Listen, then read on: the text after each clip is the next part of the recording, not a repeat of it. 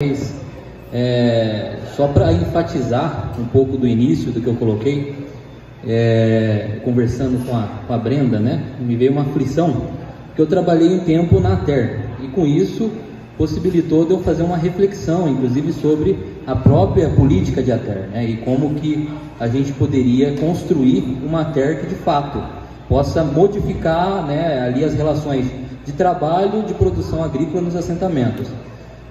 E um dos problemas que gerou essa aflição é que a gente forma um monte de técnico, agrônomo, veterinários e não consegue inserir esses nossos jovens que estão formados dentro do trabalho no assentamento, e acaba que eles têm que ir procurar vaga de emprego assim, de forma aleatória, até mesmo para o agronegócio. Então isso é uma problemática que a gente, desde muito tempo, né, Alan, que a gente tem isso, né, a gente tinha uma assistência técnica que era uma assistência técnica privada, mesmo que era uma assistência técnica pública, era uma empresa que era contratada, que para você ter uma dimensão de 60 técnicos na época, né, que se formaram em agroecologia, só eu e o Alan que trabalhamos no estado inteiro, de 60. Então isso é um problema que já vem desde antes. E aí nessa reflexão que eu fiz no trabalho de pesquisa, o que eu coloco, até comparo, a gente teve um processo de assistência técnica que a gente chama de camponês a camponês, ali no Mário Lago. Hoje a gente só tem agrofloresta dentro do Mário Lago porque foi construído um projeto onde houve troca de experiências, né, entre a Barra do Turvo, o assentamento, e o trabalho foi feito pelos próprios assentados com os técnicos do próprio território. Então assim, a gente precisa de uma ATER pública, institucional, para a gente vencer um pouco da burocracia, né? Às vezes a gente cria algumas burocracias que são burocracias, mas a gente também precisa construir um processo de assistência técnica a partir do território, e aí dialogando com o Elvio, né? A gente precisa construir a própria política pública voltada à agricultura familiar a partir dos territórios, porque cada território tem o seu diagnóstico, cada território tem a sua realidade, e a partir dali a gente vai poder modificar as relações de produção. E esse é o nosso problema, para vocês estarem vendo, né, a gente vive uma desgraceira tremenda, desde a estrutura, desde as faltas de condição, o novo êxodo, novo que já vem de muito tempo, dos jovens que não têm condições de trabalho no assentamento e vão trabalhar na cidade, né? E aí o problema não é o trabalho rural não, viu? Porque a gente tem aqui, também no assentamento Mário Lago, um fenômeno que vem ocorrendo, que muitos dos jovens hoje estão trabalhando numa fazenda aqui em Cravinhos, porque ali eles têm a possibilidade de gerar renda. E esse é o problema, não é o trabalho rural, mas a falta de geração de renda a partir da produção agrícola. E a gente precisa pensar, então, restabelecer a ATER que não existe, né? E aí os TED vão ter um trabalhão danado agora, né? Porque é o que está suprindo, né? Tanto aqui o pessoal vinculado à Conab, quanto o Gilmar e a Daiane ali vinculado à UFSCar, vai cair tudo no colo, mas a gente precisa resolver essa parte de ATER, porque senão vai ter esse plano safra, né, crédito disponível, a gente não vai conseguir acessar, porque é o técnico que faz o projeto, é o técnico que emite a CAF, é o técnico que vai lá acompanhar o processo produtivo, e se não tiver assistência técnica, a gente não vai conseguir acessar nada. Então isso é uma das coisas que, conversando, gerou essa aflição, porque a gente tem um quadro técnico espalhado no território, formado no território, e não consegue inserir eles para trabalhar junto de nós, porque não tem condições de pagar esse técnico para trabalhar. Então precisa ser pensado a ATER pública, né, nessa lógica de resolver os problemas burocráticos, e uma ATER ali construída a partir do território, camponês a camponês, com os técnicos que a gente vem formando, para a gente resolver o problema das relações de trabalho. Então isso é uma das coisas que eu queria contribuir.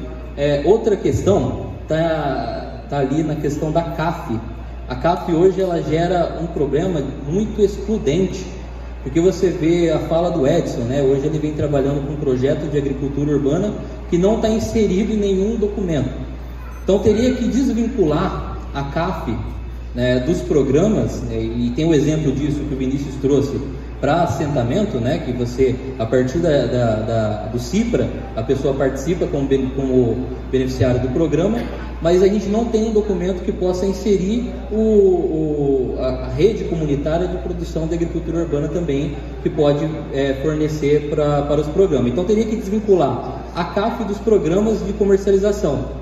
E sim a CAF para você acessar o PRONAF, porque tem uma exigência ali das questões de renda e tudo mais, mas para o programa deveria ser construído um cadastro único, E a Conab já construiu esse sistema. A gente tem hoje o SICAM, que é onde o pessoal cadastra lá os beneficiários da Conab, e o SICAM por si só, com um documento que comprove que a pessoa trabalhe a agricultura, poderia ser um documento viável. E aí é uma coisa que tem que ser construída, porque a CAF cria aí alguns entraves, né? Uma das coisas que eu estava falando para o Davi, e aí vocês têm que ajudar nós ali dentro do emissor do INCRA, é que hoje quem está recebendo o benefício, o sistema está bloqueando para emitir a CAF, está dizendo que ele tem renda fora do lote, o que é errado, porque a portaria ela prevê que benefício social, aposentadoria rural não consta como renda fora do lote para você emitir a CAF. Mas é um problema que é fácil de solucionar numa conversa, né, Davi?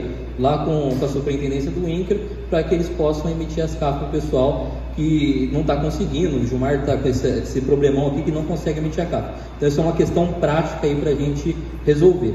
Outra questão prática, que aí eu chamo a colaboração também de vocês, é de fazer e construir esse diálogo com o Banco do Brasil, seja a partir da superintendência regional aqui do Banco do Brasil, para a gente facilitar o acesso. E, quem sabe, credenciar uma rede de técnicos desses que estão no assentamento, agrônomo, veterinário, para poder ser quem vai assinar e construir esse projeto, até para gerar uma renda para o técnico que está assinando o projeto Pronaf. Então, teria que construir esse diálogo com o banco, porque a gente percebe que tem dois problemas, né?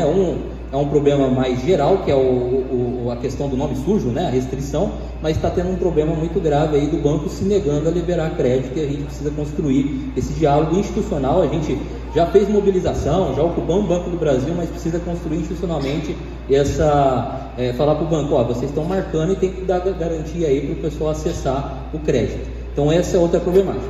Por fim, só para responder a última pergunta, o que precisa é recurso. Não tem outra história para o PA. A gente já mandou os projetos, precisa de recurso para a contratação do PA. Isso ficou evidente na fala de todo mundo. Eu acho que não dá muito o que falar.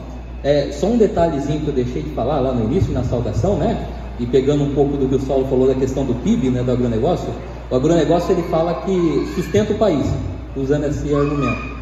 Só que ao contrário, quem sustenta o agronegócio somos nós. Hoje o agronegócio ele tem Lei Candir, que dá isenção de imposto de exportação, então ele pode exportar sem ter custo nenhum disso. Ele tem refis anual, então o agronegócio pode ficar devendo à vontade, porque eles vão ter refinanciamento de tributo e vão ter refinanciamento de dívida à vontade, enquanto a gente tem que ficar aí, na porta de banco, sofrendo preconceito, pedindo como se fosse pedir uma esmola, sendo que a gente, em comparação com eles, a gente de verdade trabalha, e trabalha muito, não é vagabundo. Quem pensa isso, a gente tem que bater no peito e falar, a gente trabalha muito. Os vagabundos estão lá na Faria Lima, que hoje o agronegócio não é mais fazendeiro, estão lá na Faria Lima ganhando dinheiro em cima de dinheiro e em cima das costas do trabalhador. Um grande abraço aí para todos.